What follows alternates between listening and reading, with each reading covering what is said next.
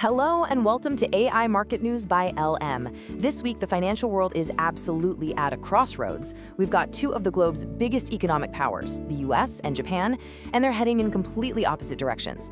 So, what happens when one hits the brakes while the other floors it? Let's dive in. What we're looking at is a massive divergence. On one side, the US is seeing signs that might lead to interest rate cuts.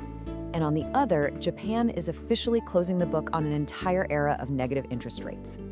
These are two huge, contradictory signals happening at the same time, which define this week's action. So let's get into what's really driving all of this. And as seen in the provided information, the immediate reaction in the US markets was, well, pretty clear. We saw a really solid rally in stocks, with both the S&P 500 and the tech-heavy NASDAQ pushing higher. This whole wave of optimism was basically fueled by one thing: a fresh inflation report that has everyone thinking the Fed might start cutting rates sooner rather than later. All right, so the biggest catalyst for US stocks was that November inflation data. It really was the spark that lit the fire. But if we start to peel back the layers a little bit, the picture gets a whole lot more complicated. I mean, on the surface, that headline number looked fantastic, right? Inflation came in cooler than anyone expected, hitting a 4-year low. For a market that's just been desperate for good news, this was all it needed to kick off a rally in both stocks and bonds.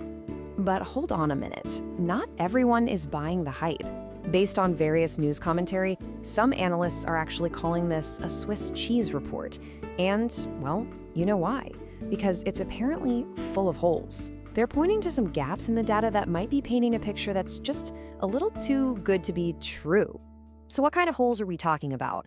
Well, for starters, there were some missing data points for airfare. There are also big questions around the pace of sheltered disinflation. That's just the slowing rate of housing costs, which is a huge chunk of the CPI. On top of that, the data quality itself might have been impacted by the previous government shutdown. The bottom line is, while inflation is coming down, the process might be a lot slower and bumpier than this one report suggests. Okay, so while the US is debating just how fast things are cooling down, Japan is turning up the heat. Let's pivot from that cooling inflation story in the US to a seriously heating up policy shift in Japan. And this was a truly historic move. The Bank of Japan has officially, finally, ended its long-standing era of ultra-easy monetary policy. We're not talking about a small tweak here. This is the end of a policy that has defined Japan's entire economy for decades.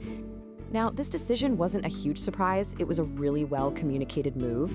I mean, the BOJ has been laying the groundwork for months. We've had core inflation at or above their 2% target for 44 straight months. And they definitely learned a lesson from a surprise move in 2024, because this time they telegraphed this hike way in advance. And this brilliantly illustrates the market's reaction. It really shows the stress building up in Japanese government bonds. Think about it. The single biggest buyer in the market, the Bank of Japan, is now starting to step back. And when that happens, it just creates a ton of uncertainty and volatility, which is exactly what we're seeing here. So here we are, we've got two of the world's most important central banks moving in completely opposite directions. This is creating a powerful divergence, and the ripples are being felt everywhere. And this contrast between the Fed's expected easing and the BOJ's cautious tightening, well, that's the central theme driving global currency flows right now. In the US, you've got soft CPI data that's supporting a Goldilocks scenario for stocks. But in Japan, the tightening is creating all this volatility. It's a classic tale of two policies. Now, despite the rate hike, the yen has stayed pretty soft. And the crucial point here is not just this hike, but the future pace of tightening. Everyone expects it to be really gradual. This means the interest rate gap still massively favors the dollar. That's why the key battleground is the USD/JPY, and why some folks are even forecasting a potential move up towards 158. Okay, so where do we go from here?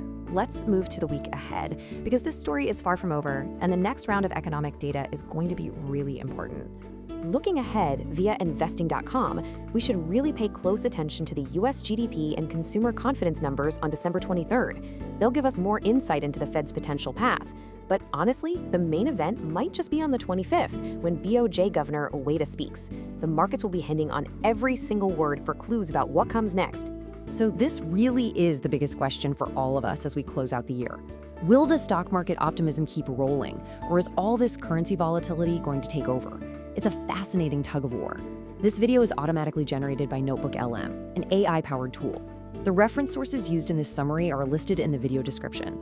As this content is AI-generated, there may be errors in proper names, pronunciation, or unnatural speech. This video does not provide investment or trading advice. Please make investment decisions at your own discretion. Thanks for watching. Don't forget to like and subscribe.